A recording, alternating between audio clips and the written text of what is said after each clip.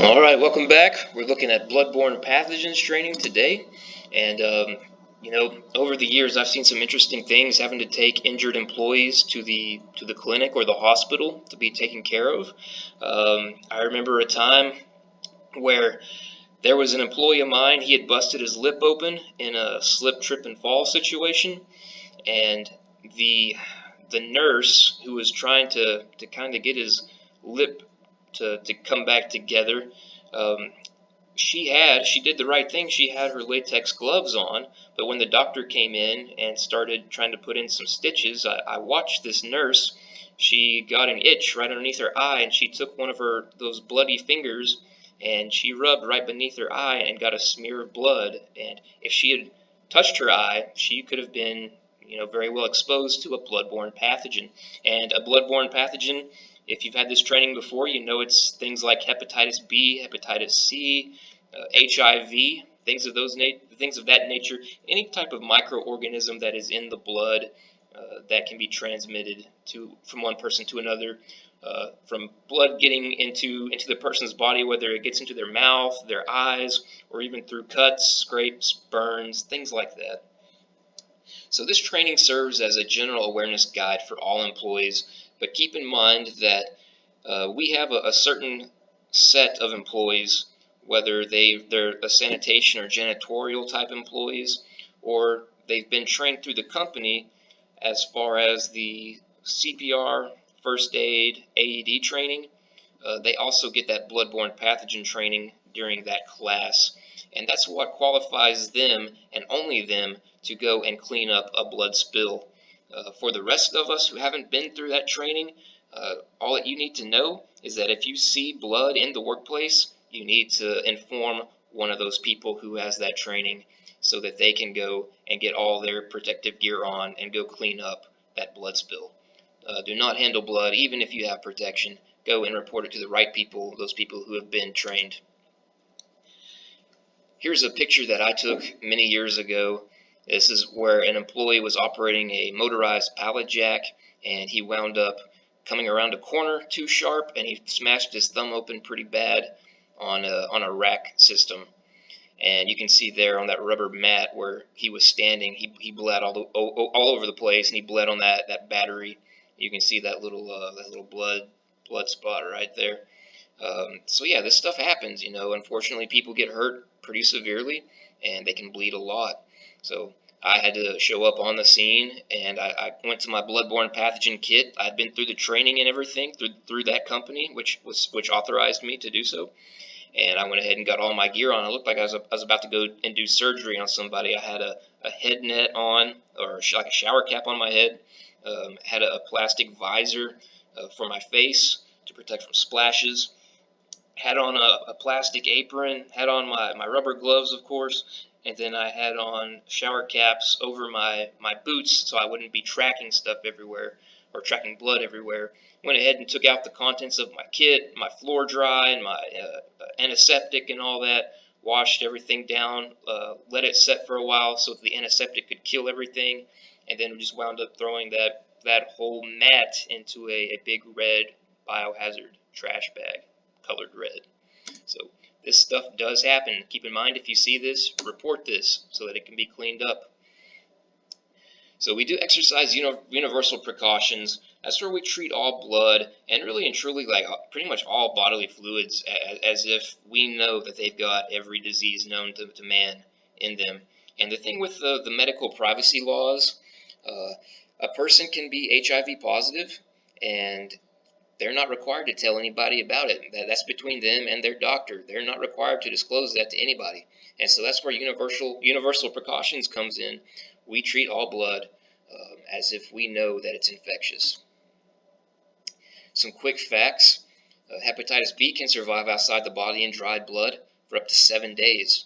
All right, so that's pretty tough. It can hang on for a while. And HIV, which is the one that everybody's really scared of, but keep in mind it can only survive outside of the human body for just a few hours. Your bloodborne pathogen kits, and it kind of depends. You'll have to kind of look at your facility to see what you're doing. But most times there's a bloodborne pathogen kit either in the first aid kits or at least setting on top of the first aid kits if it won't fit inside the first aid kits. So, and if you don't have one, you need to go ahead and get at least one, and I suggest getting 2 or 3 and having those throughout your plant so that you can address those situations as they arise. And let's see here. The biohazard bags, those are the red plastic bags with the biohazard symbol on them. Those bags that are containing bloody materials need to be brought to management's attention so they can be disposed of in the biohazard trash can. And make sure you know where your biohazard cans are at. So we have to make sure that we're remembering that we can't throw out these biohazard bags like regular trash. These bags with the bloody materials in them are considered medical waste, and they have to be disposed of as medical waste. So always, if you got an issue, consult me or consult a member of management, and they can give you kind of some guidance on what to do. But just don't throw this stuff out into the regular trash cans or into the waste bins or anything like that. And there's a pretty classic example of what a biohazard can would look like. And it's always good to look at your location and make sure you know where your biohazard can is at. Here at Clarksville, I know underneath our stairway beside the breaker room, there's a little storage closet, and there's a biohazard can in there. High-Vis, they've got the same style of trash can. They've got a couple of those in their facilities. They're by the eye wash stations. So keep in mind, if you don't have one of these that's publicly accessible, like 24 hours a day, you really need to have one of those in order to be compliant. And, this is another one of those things where if you have scrapes, cuts, burns, open sores, chapped skin, anywhere on your body, and you get someone else's blood on that or on those wounds, then you could at that point be exposed to bloodborne pathogens. And if you're one of those first responder type people who have been trained through the company to handle bloodborne pathogens, and you got something like that on your hand that you see there in that picture, really don't want you messing with it with any type of bloodborne cleanup. Even if you do have all your gear on, just go ahead and get someone else who's qualified and trained to go ahead and do that for you. But don't take any chances. If you got any type of wounds on you, open wounds especially, you want to kind of stay away from those situations until you're all 100% healed up. So for those people who are considered occupationally exposed potentially, and again, those are your first aid, CPR, AED, first responder type people who have been trained through the company, the hepatitis B vaccine is going to be offered to them at the time of that training. And, it's up to either me, human resources, or the plant manager, just whoever, to get those people set up at the clinic, and they can get that hepatitis B vaccine. It's like a 3-shot series type of thing. I think it takes a month. You'll get a shot 1 week, and then you'll go the next week and get your second one, and then go a week later and get the third one, I think, is how it goes. But these are available free of charge, and made available at a convenient time and a convenient location for that employee. And if you do decline, which isn't well within your rights, you can decline that hepatitis B vaccine, but you just have to sign a form that says that you're waiving the vaccine. Now, the good news is, if you change your mind later, the company will offer it right back to you like nothing ever happened. So you can change your mind at any time and go ahead and get that vaccine as you desire. All right. And then some frequently asked questions that I've heard over the years. Does OSHA require bloody tissue paper or bandages to be placed in a biohazard bag or the trash can after an accident? Now, according to OSHA, from one of their clarification letters, if you can squeeze that bloody material and like blood is dripping out or oozing out, then yes, that's a clear candidate for something that needs to go into the biohazard container. But say, for instance, somebody just peels off a Band-Aid and just some dry blood. Or if someone has a little nosebleed and they take some tissue paper out and they've got a kind of a bloody tissue, well, that's probably not going to be able to ooze out. So at that point, that's not considered medical waste. Those types of things can go into the regular trash can at that point. But we're talking cases where somebody maybe gets their foot smashed off and we got a bloody sock out there and it's obviously dripping and splashing blood all over the place, then yes, that definitely needs to go into the biohazard bag and be disposed of as medical waste. And it says here, is vomit or feces required to be disposed of in a labeled waste container?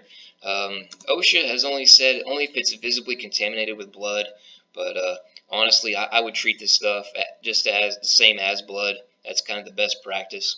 I have a story many years ago at my first safety job where we had an employee who was weed eating a ditch, and it was right next to the truck scales where our truckers would come in and weigh out.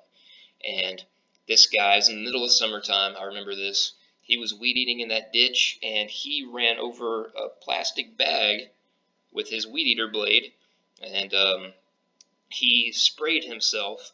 And come to find out, he had sprayed himself with human feces. And one of these truckers had did his business in a plastic bag and just threw it out the window into that ditch.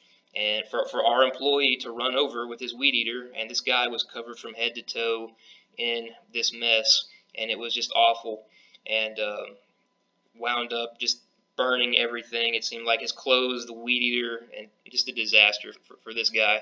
But anyway, long story short, we treated this like a bloodborne exposure event. We sent the guy to the clinic, and they monitored him kind of like month after month after month, making sure that he hadn't developed any type of a bloodborne pathogen disease or any type of illness after being exposed to that. So, I mean, this stuff gets pretty terrible sometimes. But I remember when I was a kid, I was getting a shot from a nurse, and there was a nurse in training who was standing behind that nurse. And after this nurse injected me, she pulled the shot out of me, and she went to put that needle into a sharps container. She actually accidentally stabbed the nurse in training who was standing right behind her with my dirty needle. And that's another thing that we have to be careful of. If we have any people who are maybe insulin dependent and they have to have their injections, it's always a good idea to provide a needle container maybe in the restrooms where they can safely dispose of those needles. And that's assuming they don't have their own needle disposal system. I've seen people do that as well. They do a good job of taking care of their own needles, and that's great. But one of the worst things that can happen is if you're a janitor, somebody takes their dirty needle and throws it into the trash can, and you're the janitor, you come by and you pick up that bag, and then you stick yourself with that dirty needle as it shoots through the plastic bag. Things like that do happen, unfortunately. But that's more so in the medical field.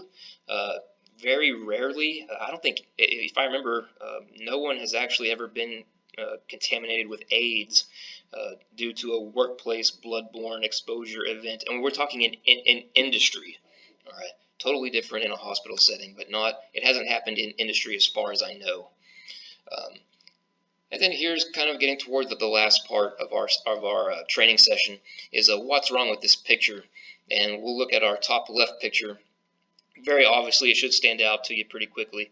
This person is using bare hands to try to do first aid on this bleeding person. He's exposing himself to bloodborne pathogens at that point. He doesn't know if that guy's got AIDS, hepatitis, or whatever.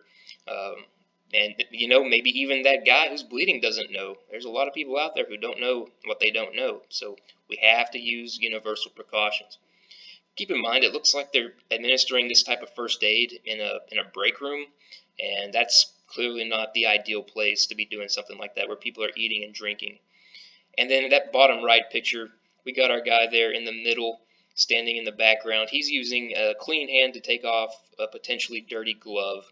And any of you who go through that training or will go through that training, the first aid, CPR, AED training, your instructor will show you how to remove the latex gloves the way that you've probably seen doctors and nurses do it, where they turn them inside out, turn into a ball, throw them in the trash can. You're not touching your clean hand to a dirty glove at any point in time.